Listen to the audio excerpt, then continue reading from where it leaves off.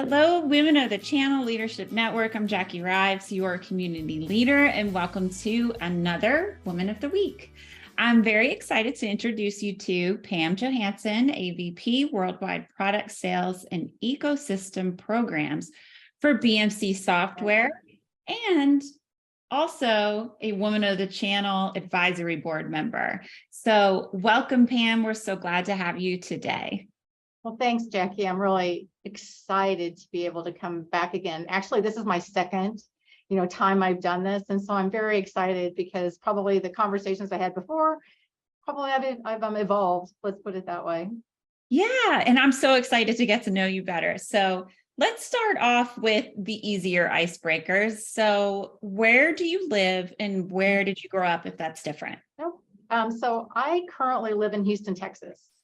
And so I'm actually from the Midwest. I'm from a town called Beatrice, Nebraska.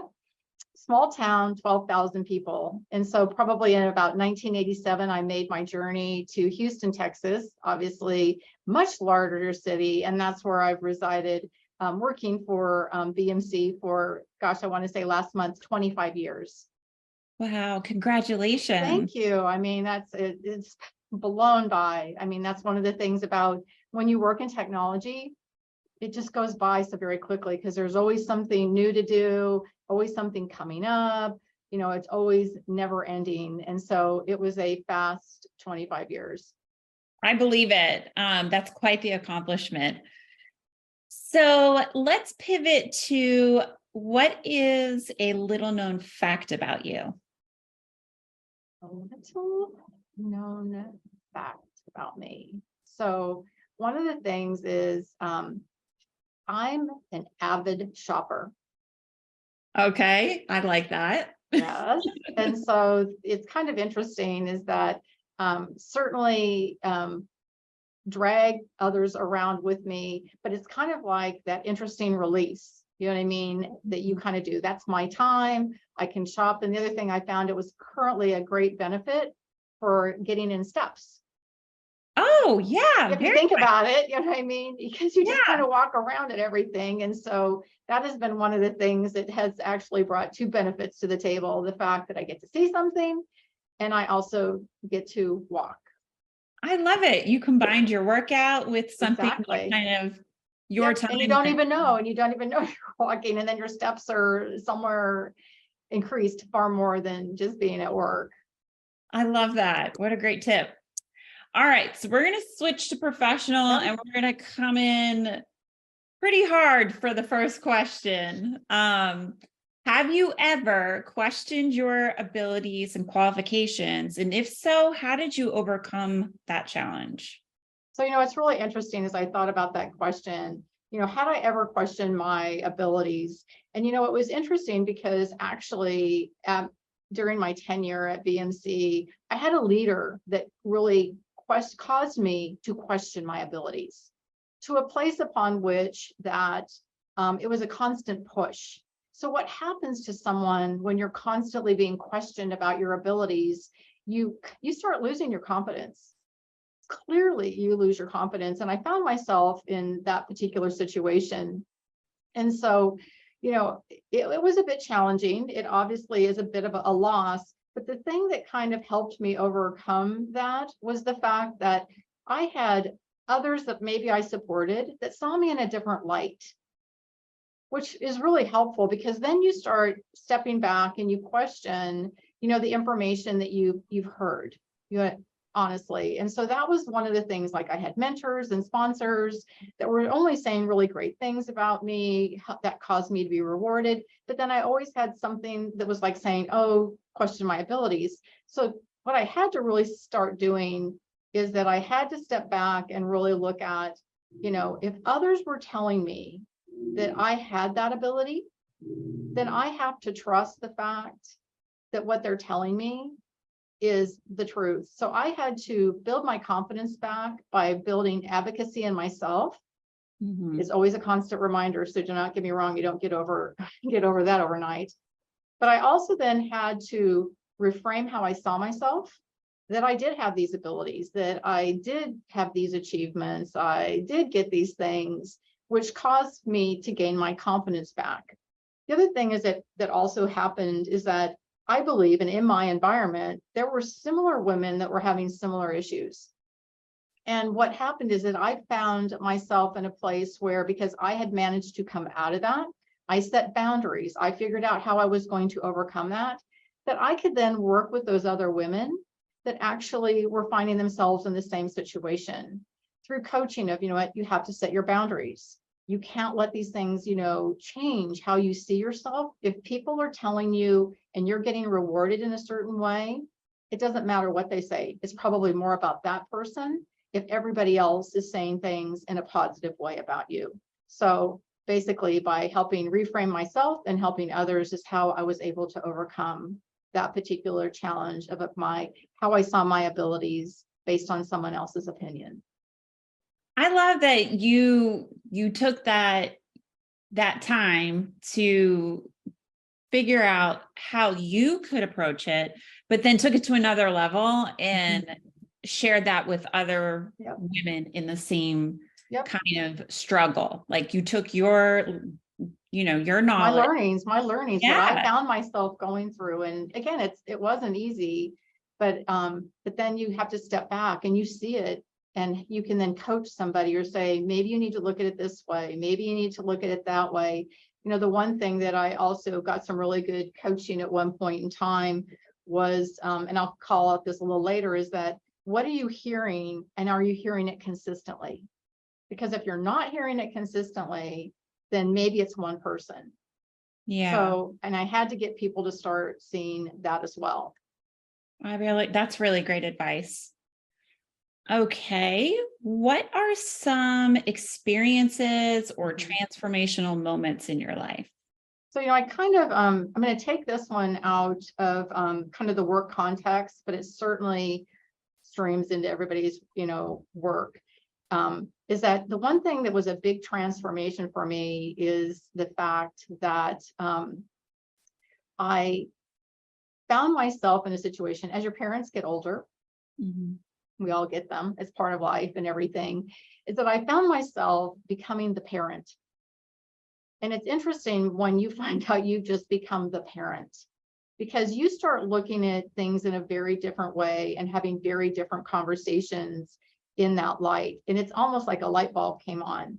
I became more logical in those particular areas or challenges that I was having. And again, because everybody gets older, their parents get older, and I'm sure it's probably for their children too. It's that, when do you have to become very logical about things? And that was one transformation that really played out for me. And it was during at work, how I had to change who I was for how I balanced my personal life versus how I was balancing my work life as well. So that was one thing that was actually one of those memorable moments of transformation in my life as well. So hopefully that kind of gives you an idea of where I'm at in my life today. Yeah, no, that's super interesting. I'm actually like listening to it, letting it play out now. I mean, we're kind of, approaching, some interesting waters. I'm not quite there yet. But even still, like giving my daughter advice, who's in college, and like the mom heart part of me wants to be like, oh, it's okay. But then I have to like step back and go, logically, this is not okay. And these are the reasons why, because now you have to adult. Yep. So exactly. So definitely, that will definitely resonate with our community for sure. Everybody gets it. Everybody gets the opportunity in some way, means, or form. But that was certainly a transformational point. And then I think I have one more, comes back to just what I was talking to you about. The day that I, from a transformation and how I was able to look at my abilities, again, is the fact that when I got really clear on what my boundaries were, it's kind of one of those interesting things, because it's transformational. It's like I am in control of my world. No matter what happens in your career, you're always in control of your world, but sometimes we kind of slide and think that the company has more control than we do. And so that was, again, one of those, like, I do have a boundary. I do have a line in the sand that I can do. So that day when I actually started feeling like it's empowering. It's very, Yeah. very empowering, is that when you can decide that I've got a boundary, and whatever that boundary is, I mean, but when you decide and make a decision and that's what it is, that's when you become more empowered, and that's where your confidence changes.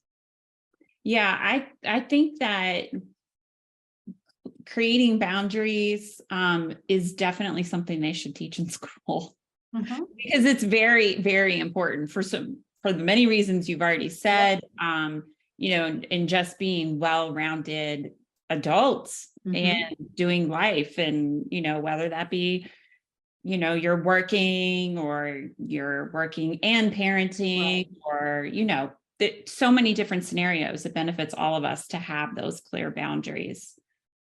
Okay. What has driven you to continue to grow in your leadership roles? So, I'm a lifelong learner, and I continue to want to, take classes or do things, like, as an example, because I think that every time you do or educate your mind in some way, and usually training classes and things, I'll actually help. For my lifelong learner, I went back and I got my master's while I was working for BMC. I'm right now doing an executive online classes with Berkeley and many other types of colleges and stuff. But what it does is two things for me that helps. It teaches me to remind myself about leadership things maybe I learned in the past, how Mhm. to act upon them. But also what it does is, in my leadership role, is it reminds me of what I know. That's the other part too. That's really important, because sometimes I think we forget, because we're obviously very running and everything. So it also, helps me to learn, but yet experience also on how I can apply things in my work as well. And so that's kind of one of the things about to continue to grow in my leadership role. The other thing I think is important in a leadership role, and that I try to pursue, is, and I use the word how either, and we talk about this a lot, about having mentors and sponsors, which is Mhm. all the standard, which we always talk about as well, to grow in my leadership role, because there are leaders, you want to have sponsors or mentors that are leaders, someone that might be above you in some cases, that actually helps out. But also part of that is then playing it forward. So when you talk about continue to grow in your leadership role, is I see when I get to mentor both men and women, is where I'm also taking how I grow, giving it to someone else. And that's by kind of giving back. And so Yeah. that's one of the things that's about, how I reflect on, may I continue to learn, and then how do I give it back? I mean, that's kind of a mic drop. I don't even know how to even pivot on that except to say I agree with you 100%. Mhm. I feel like for me, learning gives me confidence too. I Yep. love reading. Mhm. I usually tell people I read weird books, and they're not weird. It's not that they're weird. It's just if they're not your average like pleasure books. Like I'll just Right. read like all kinds of things that I'm like, ooh, that topic looks interesting. Let me read Mhm. that. It's just curiosity. Right. So yeah, I love that. All right. So we have time for one more. Yes. So let's dip into what are some patterns you've noticed over the years about women at work and things Mhm. that they could be doing better to advance their careers? Got it. So I actually kind of put, three kind of bullets together here when I was thinking about this, is that, and I think this is even men or women, but this is what we do. Grass is always greener somewhere else. Sure. You know what I mean? That's some of the things that sometimes I see. I see women leave to go do another job somewhere else. And, sometimes the reality is that before you take that leap, really understand what you have versus where you go, because it may not be the same. And then sometimes you find those same women coming back into your organization again. The one thing I will say about that is that, with women, and it's men too, so don't get me wrong, is that make sure you're really assessing what that job is giving you that matches all the values that you need, to include your work-life balance. And Mhm. make a list before you dive, because the place on the other side, may it seem like it's greener, may not always be greener. That's So fair. that's kind of Mhm. one. The other thing that I want to talk about sometimes that I see is that there's always in our work, corporate America is that there's always conversation, there's talk, there's rumors, there's all of this. And sometimes we all get, into that whole thing, or it gets us into self-talk, because that's what we do really well sometimes. This is my, coaching on this one, is that make sure that you have all the data before you start going crazy over something. Because again, we kind of react, change happens, but make sure that you have the data before you start thinking differently. And that was kind of one of the things that someone had shared to me, was that, do you really have all the data to assess that, what you're feeling or thinking? And I'm like, well, no, I don't really know. I'm just hearing all these other conversations. So always make sure that you have the data to support before you kind of feel, do whatever. And that's kind of hard to do.